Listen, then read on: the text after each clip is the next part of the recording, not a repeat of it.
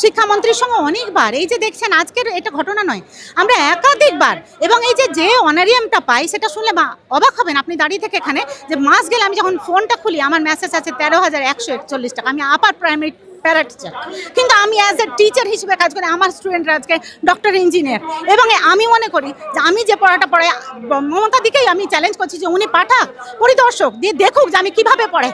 Already 18 বছর আমি একবারই এরকম পেয়েছিলাম, এবং উনি আমাকে নামও করে গেছিলেন যে হ্যাঁ আপনি এভাবেই পড়ান, কারণ আমি পড়াই, আমি জানি যেটুকু আমি পেয়েছি সেটা পুরোটাই নিংড়ে আমি বাচ্চারাকে দিই। কিন্তু আমার কথা হচ্ছে আমি এখানে ভিক্ষা চাইতে আসিনি মমতাদির কাছে, আমার রাইটস চাইতে এসেছি যে আমি যে এফোর্টটা দিই তার লিগাল আমাকে যে প্রোভাইড করা উচিত সেটা দিন। এবং মমতাদি নিজেকে কুইন যদি ভাবেন তো ভুল করছেন, উনি আমাদের দ্বারা আমাদের জন্য নির্বাচিত হয়ে পোস্টে আছেন, তাই আমরা এখানে প্রতিবাদ করে আমাদের অধিকার ছিনিয়ে নেওয়ার জন্য এসেছি যে আপনি এটা আপনার দ্বারা অন্যায় করছেন আমাদের প্রতি, বিশেষভাবে এই প্যারা টিচার প্রতি। আপনারা ভালো করে দেখবেন যে এই প্যারা টিচারদেরকে কীভাবে অবহেলা করছে প্রতিটা পদক্ষেপে। উনি লক্ষ্মীর ভাণ্ডার দিচ্ছে কোষাগার থেকে এত টাকা, গোটা বিশ্ব দেখছেন তাকে, আমাদেরকে দেখুক না, আমাদেরকে দেখান না যে এরকম এখানে শিক্ষিতদেরকে এক্সপ্লয়েট করা হচ্ছে, কেন এখানে এত নির্যাতন করা হচ্ছে। আপনি ভাবতে পারবেন না যে এদের স্যালারিটা 13,000, একটা টোটো চালক আমার থেকে ভালো ইনকাম করে, তার সংসার ভালো করে চালায়।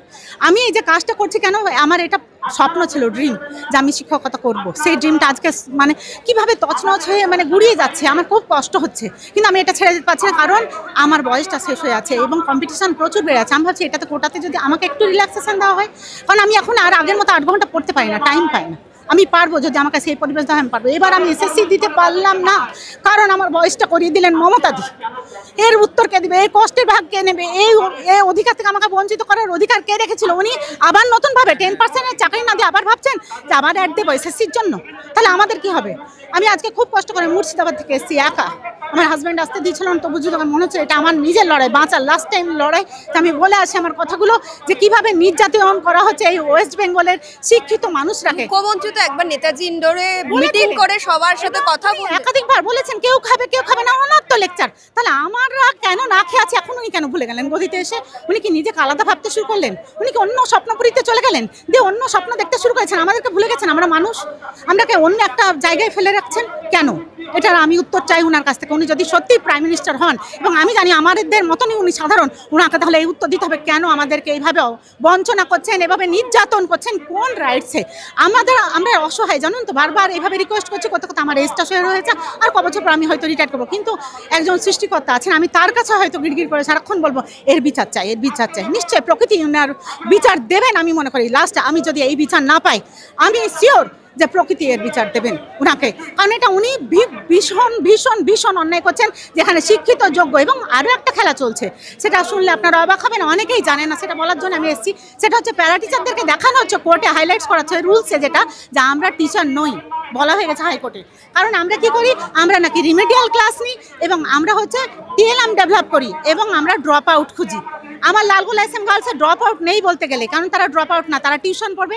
তারা স্কুলে এখন যেভাবে মিড ডে মিল খাওয়ানোর জন্য ক্লাসগুলো ডিলে হচ্ছে, আগে যেভাবে ক্লাস হতো তার জন্য তারা টিউশন পড়ে দুপুরবেলা, অফ যায় 7 দিন পড়াচ্ছে, 5 দিন পড়াচ্ছে, পরীক্ষার টাইমে আছে।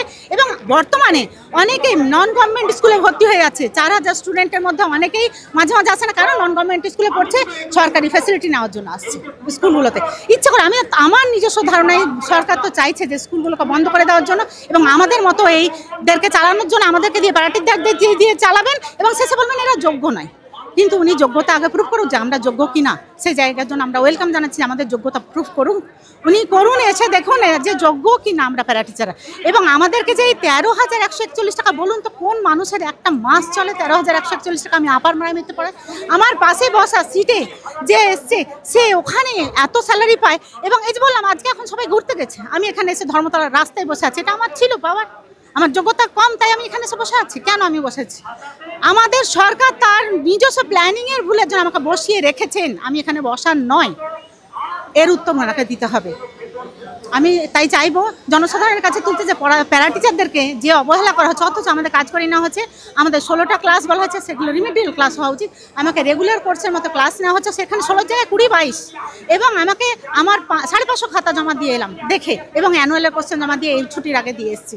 তাহলে সবই আমি টিচারের কাজ করছি। শুধু তাই নয়, আমরা লোকাল এরিয়ায়, তাই লোকাল কোনো অসুবিধা হলে আমাদেরকে সামনে ঠেলে দেওয়া হয়, তো তোমরা লোকাল, তোমরা সবাই চেনো, তোমাদের কথা শুনবে, সব কাজ কিন্তু আমাদের দিয়ে হয়। একটা প্রোগ্রাম হলেও টাকা ওঠাতে হবে, কি করতে হবে, অ্যারেঞ্জমেন্ট করতে হবে। আমরা লোকাল, আমাদের পাওয়ার বেশি, তা আমরা জানি, তা আমাদের দিয়ে করা হয়। অথচ মাইনার বেলা আমি পাই 13,141, মানে তখন মাইনার ডেটটা খুলি আর চোখ দিয়ে জল পড়ে যে আমরা কোথায় দাঁড়িয়ে আছি।